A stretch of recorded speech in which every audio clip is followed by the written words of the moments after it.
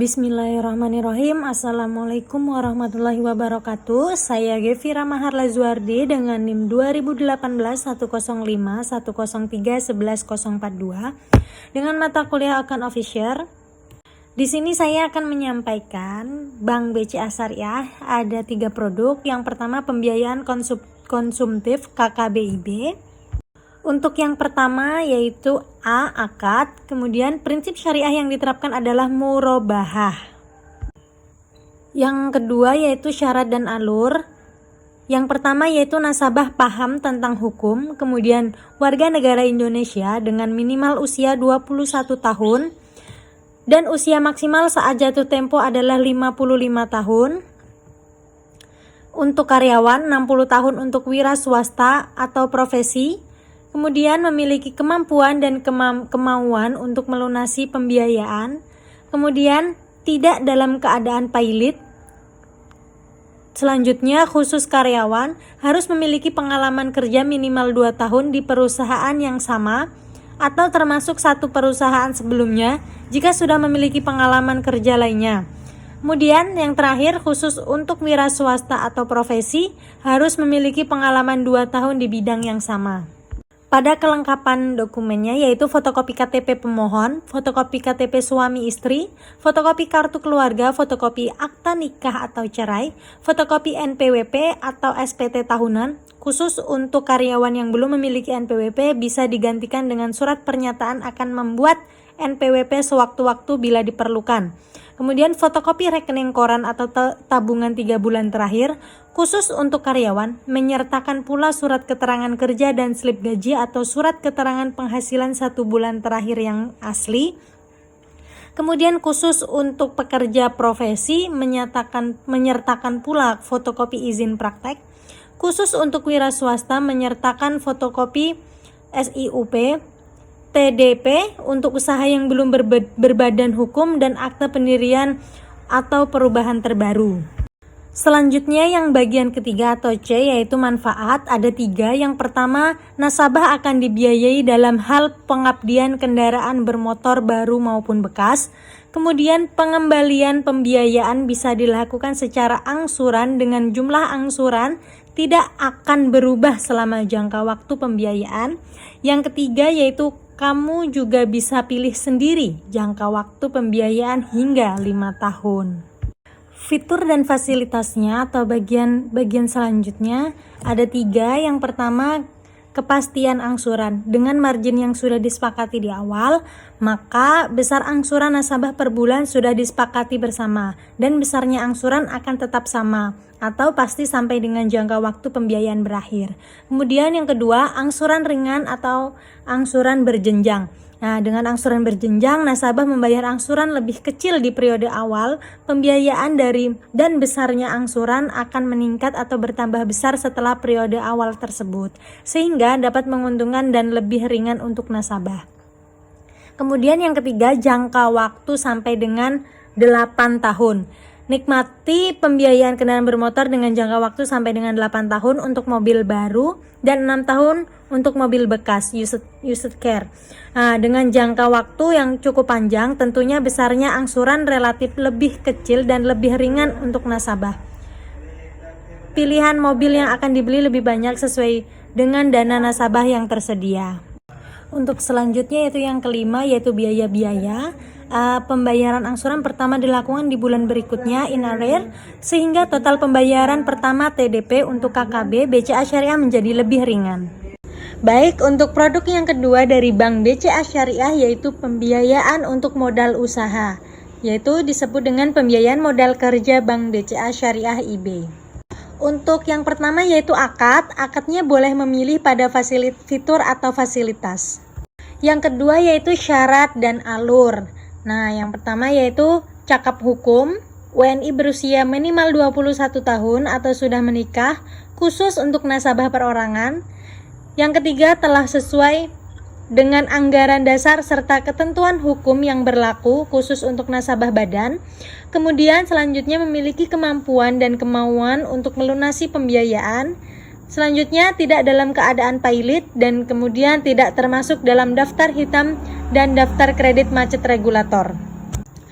Adapun syarat dokumen yang dibutuhkan yaitu fotokopi kartu identitas diri seperti KTP, SIM, paspor yang masih berlaku, kemudian menyertakan surat keterangan domisili asli dari kelurahan setempat untuk kartu identitas dari luar kota, kemudian menyertakan surat pernyataan beda nama atau tanda tangan asli bila terdapat perbedaan nama atau tanda tangan. Kemudian fotokopi nomor pokok wajib pajak atau NPWP perorangan untuk individu dan NPWP perusahaan atau pengurus khusus untuk perusahaan. Kemudian fotokopi surat izin usaha perdagangan SIUP atau surat izin lainnya. Kemudian khusus nasabah industri, manufaktur dan perkebunan dilengkapi juga AMDAL atau UKL atau UPL. Kemudian fotokopi tanda daftar perusahaan apabila menggunakan fasilitas pembiayaan dengan platform lebih dari 500 juta. Kemudian fotokopi mutasi rekening 3 bulan terakhir. Kemudian sertakan surat referensi asli apabila diperlukan. Adapun khusus nasabah individu, ada beberapa dokumen yang harus dilengkapi. Yang pertama yaitu fotokopi kartu keluarga, kemudian fotokopi surat perjanjian pisah harta apabila pisah harta, kemudian lengkapi surat persetujuan suami atau istri apabila tidak pisah harta dan menyerahkan agunan. Kemudian fotokopi akta nikah apabila sudah menikah, kemudian fotokopi bukti atau catatan transaksi bisnis. Kemudian khusus nasabah perusahaan, adapun dokumen yang harus dilengkapi yaitu fotokopi surat keterangan domisili, kemudian fotokopi anggaran dasar atau akte pendirian dan perubahannya yang telah disahkan Menteri Hukum dan HAM RI, kemudian fotokopi lembaran Berita Negara Republik Indonesia BNRI, kemudian menyertakan surat pernyataan penyerahan anggaran dasar SPAD yang asli, kemudian yang terakhir menyertakan laporan keuangan perusahaan neraca dan laba atau rugi 3 tahun terakhir. Adapun bagian ketiga yaitu yang C, yaitu manfaat, ada 3. Yang pertama, bisa menentukan sendiri jenis akadnya, kemudian pembiayaan bersifat revolving dan non-revolving, kemudian yang ketiga atau yang terakhir pembayaran kembali bisa dilakukan secara angsuran bulanan atau non-angsuran. Yang keempat atau yang D, fitur atau fasilitas, ada 4. Yang pertama, murabahah.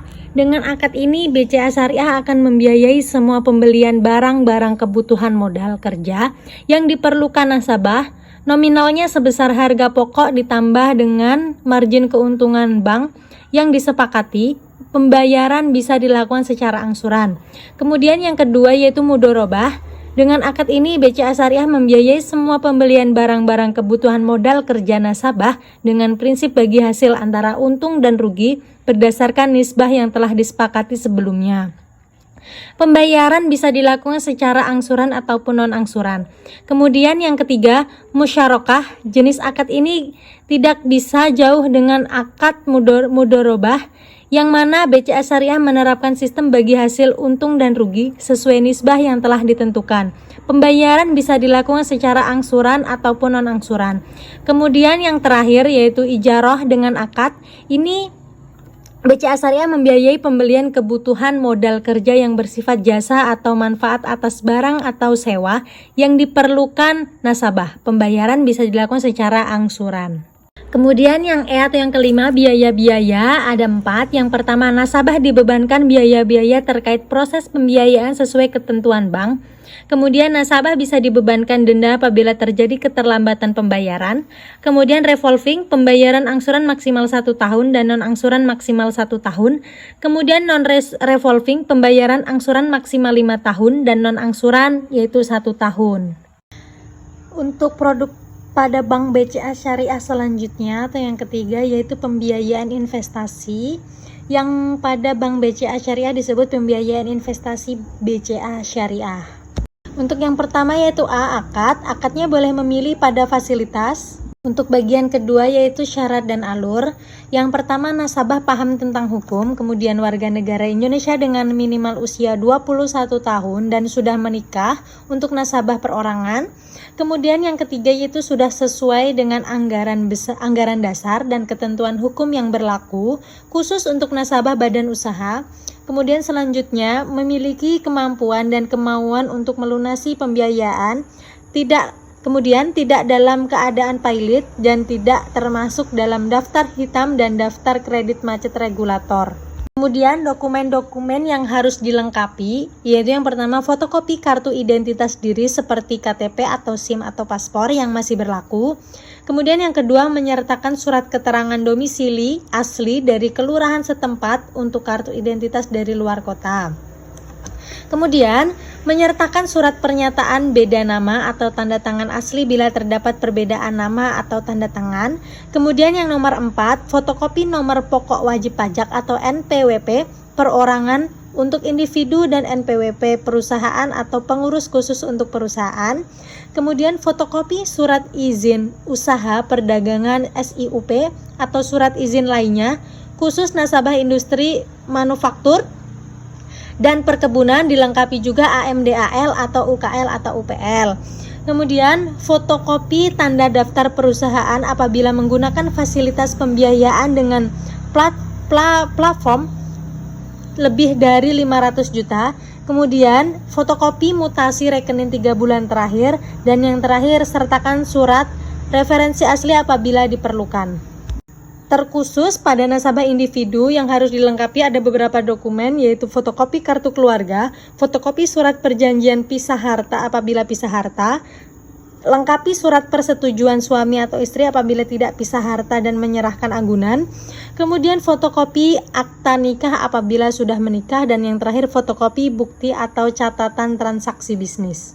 Terkhusus pada nasabah perusahaan yang harus dilengkapi yaitu fotokopi surat keterangan domisili, kemudian fotokopi anggaran dasar atau akte pendirian dan perubahannya yang telah disahkan oleh Menteri Hukum dan HAM RI, kemudian fotokopi lembaran berita negara Republik Indonesia BNRI, kemudian menyertakan surat pernyataan penyerahan anggaran dasar SPAD yang asli, kemudian menyertakan laporan keuangan perusahaan, neraca dan laba rugi 3 tahun terakhir. Yang ketiga atau yang C yaitu manfaat ada 3. Yang pertama, kamu bisa pilih sendiri jenis akad sesuai kebutuhan. Kemudian yang kedua, penarikan bisa dilakukan sekaligus ataupun bertahap. Kemudian yang ketiga yaitu pelunasan bisa dilakukan dengan cara diangsur. Pada fitur atau yang keempat, fitur atau fasilitas itu ada 3. Yang pertama murabahah, BCA Syariah akan membiayai pembelian yang bertujuan investasi yang diperlukan nasabah sebesar harga pokok ditambah dengan margin keuntungan bank yang sudah disepakati sebelumnya. Kemudian yang kedua yaitu musyarakah mutanakisoh atau MMQ, BCA Syariah membiayai pembelian yang bertujuan investasi yang diperlukan dan disewakan kepada nasabah. Sistem pembayarannya menggunakan metode bagi untung dan rugi sesuai nisbah yang telah disepakati. Kemudian yang terakhir atau yang ketiga yaitu ijarah muntahiyah bitamlik atau IMBT. BCA Syariah membiayai pemilikan barang modal kebutuhan investasi untuk nasabah dengan prinsip sewa dan diakhiri dengan pengalihan barang tersebut kepada nasabah. Yang kelima atau yang E yaitu biaya-biaya. Nasabah dibebankan biaya administrasi dan biaya lainnya terkait proses pembiayaan seperti biaya nilai agunan dan notaris. Kemudian nasabah tidak dikenakan biaya provisi. Nasabah dapat dikenakan biaya administrasi dan biaya lainnya terkait proses pembiayaan seperti biaya penilaian agunan, biaya notaris dan lain-lain sesuai ketentuan yang telah berlaku di bank. Penting untuk diketahui, nasabah dapat dikenakan denda sesuai ketentuan bank jika terjadi keterlambatan pembayaran kewajiban nasabah dan dapat berdampak pada penurunan status kolektibilitas pembiayaan di Bank Indonesia. Kemudian, nasabah dapat dikenakan biaya-biaya terkait proses pembiayaan sesuai ketentuan bank. Akhirul kalam, billahi fisabilil haq. Assalamualaikum warahmatullahi wabarakatuh.